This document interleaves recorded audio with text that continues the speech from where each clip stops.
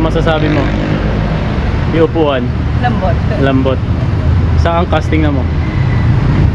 I-ano mo, i-pop up mo yung ano, sa kabila.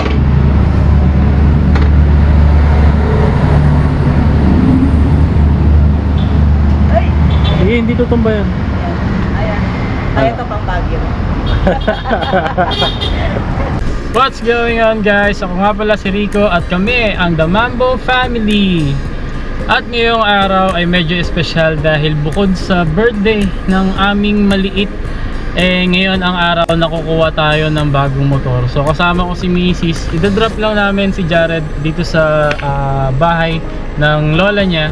Tapos pupunta tayo sa FKM Muntinlupa branch para kumuha ng bagong motor. At kung nakita nyo naman sa ating thumbnail, ang kukunin nating motor ay ang FKM Ranger 150 na kulay Desert Storm Brown. So huwag natin patagalin to, biyahe muna tayo papuntang Muntinlupa branch ng FKM.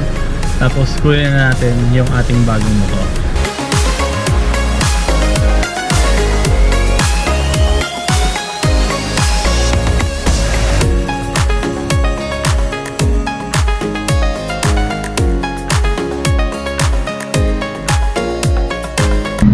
Kakatapos lang namin guys dito sa Global Financing. Affiliate pala siya ng Cebuana kasi yung Cebuana daw ay wala pang branch dito mismo sa Tunasan, Muntinlupa. So ayun, nanakit lang naman yung kamay ko sa dami ng pinirmahan. Tapos nag-send na kami ng down payment through bank transfer na lang. Tapos ngayon proceed na kami sa FKM. Yun nga lang guys, hindi talaga smooth yung process nila kasi ipapasa ka pa sa ibang tao para doon ka magpadala nung down payment, doon ka magta-transfer, alam mo yun.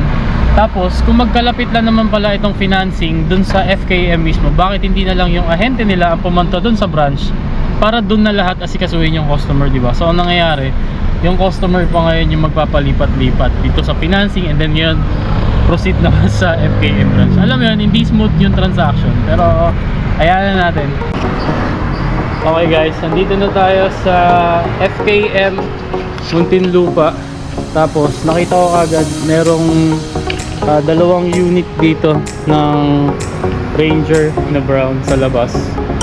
Tapos merong isang green doon sa loob. So malamang sa malamang yung isa dito sa atin. Pero ito siya. Ng handlebar. Naman na tayo doon sa 3 years LTO registration, TPL insurance, SEC na half face at saka SEC na top box. Tapos 3 PMS with motul oil po. So first 500, 1,000 at saka 1,500 sir. Libre po yun, wala kayong babayaran. May kasama na pong motul oil yun pag nagpa-change oil tayo. Tapos basic tools ni Ranger at saka FKM mini freebies. Yun na lang sir, yung half face at saka top box. To follow na lang kasi since yung mga nandiyan po na top box is yan pa po yung release namin last week, pending pa po. So mag-a-advise kami sir kapag naipadala na po ng warehouse namin yung mga freebies na kulang namin sa inyo. Sabi nila dito, tapos ipapadala na lang daw po sa Imus branch. Doon na lang pipikapin. Okay po. Yes sir, taga-Imus na.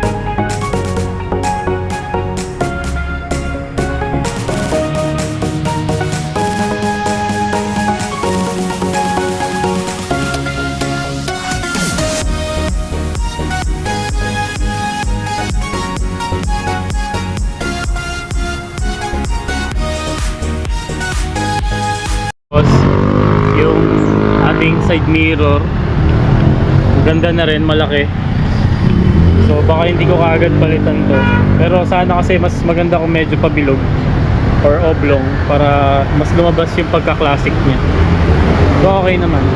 Handguards, signal lights. Ito yung ating tail light, bilog. At napakalaking tapalodo. Fork boots, tapos may cover pa. 2-pot caliper. Tapos ito hindi to ABS guys, wala tong ABS, although dual disc brake siya. Ito ay ang kanyang speed sensor malamang. Activated. Ayan, activated na siya guys. First start.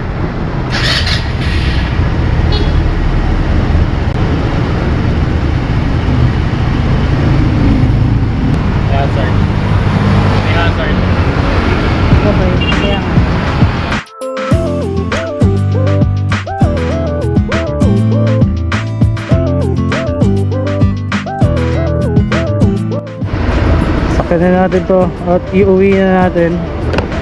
Yeah. Sir, thank you ah. Oo, dito ka na. Bye bye. Thank you. Okay. Katulad ng kahit anong motor, nakakapanibago sa una. Dahil malapad, mataas ang floorboard. Pero dahil magaan ang bike ay manageable naman. Woo! Speechless ako. Hindi ko alam kung ano unahin ko sabihin sa inyo. Pero yung stance niya pa lang, yung sitting position niya, yung power,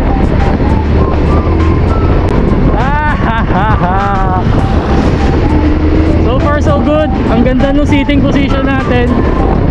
Check nyo yung sapatos na suot ko, size 11, saktong sakto sa floorboard. Sarap, super relax.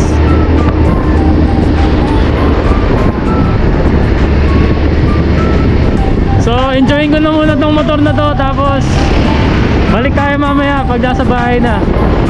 Kita kits. So ngayon naman guys ay susunduin na natin si Ate Jed sa school. At titingnan natin kung ano ang magiging reaction niya kapag nakita niya itong ating bagong Ranger 150. Although may idea na siya na kukuha tayo ng bagong motor, ay hindi niya alam na ngayon na pala yun. Tapos nakita niya na rin to sa picture lang, pero sa personal hindi pa. So tara, sunduin na muna natin. Kahit ako hindi ko rin alam ang magiging reaction niya pag nakita niya to.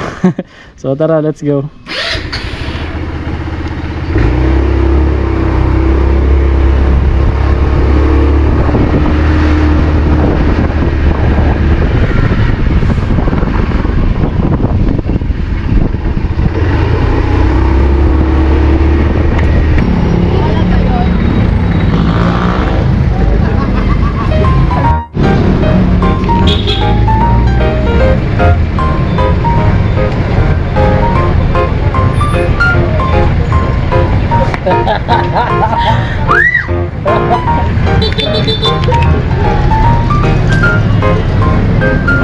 Wala kayo pa sa alakit Ano masasabi mo anak? So, ita-drive ko na to. Oh, hindi pa. Malaki yan. Okay, eto na si ate guys. What can you say? Ang ganda. Ha? Ang ganda. Sobrang ganda. Okay, uwi na tayo. At yung dalawa pauwi na rin. Si Mama at si Jared. Ayaw mo ibigay. Diyan na yung bag mo. Ay, baka kasya pa dito anak. Kita nyo naman, isang half face, isang laptop. Kasya. Check natin yung knapsack. Oh, kasya pa rin. Laki talaga yung footboard niya guys. Tapos anak, tignan mo yung ano. Ayan. Ayan. O, diba?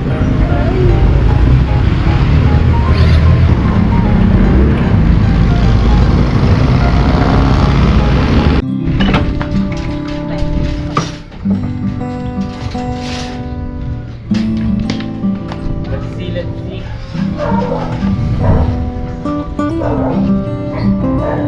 Upset it.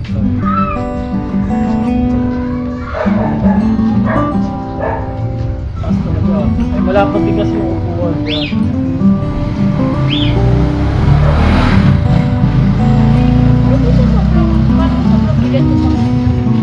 Try mo ba?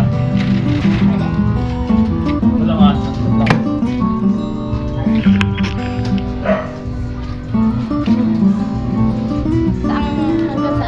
Yan lang, isang ikot lang. Kasi hindi ka pa sanay mataas yan eh. E-bike.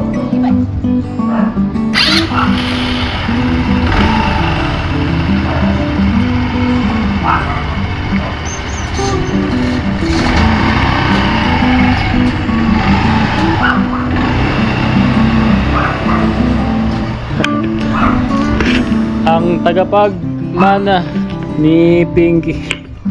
Price dapat kay Jared yun eh. Nakasalubong namin. Nakita na tuloy. Huling-huli tayo, anak. Ano yun? Yung may kasya lahat? Ano sabi mo kanina? Usapin mo si Papa. Sige na. Anong gusto mo? Gusto mo ng ganon? Gusto mo ng ganong motor? May tsaka na ha, pag may money tayo ha. Wala pa tayong money eh. Anong gagawin natin? Sa'yo lang? Ipon. Ipon? Ipon tayo? Para makabili tayo nun? Tapos akin na lang si Sandy pa. No. Oh, Papa Jared! Loloko namin si Jared guys. Kunyari, sa kapitbahay to. Yung Ranger. Aba, paano ang gagawin natin dyan?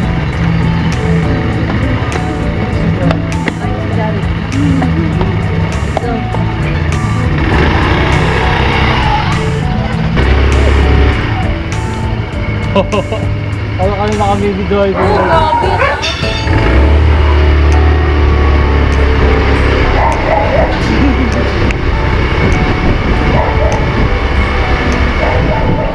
Asya kami guys, 4. Burgers!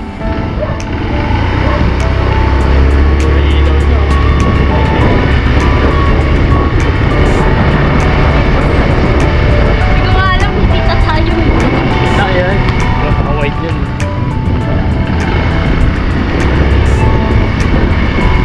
Bakit daan?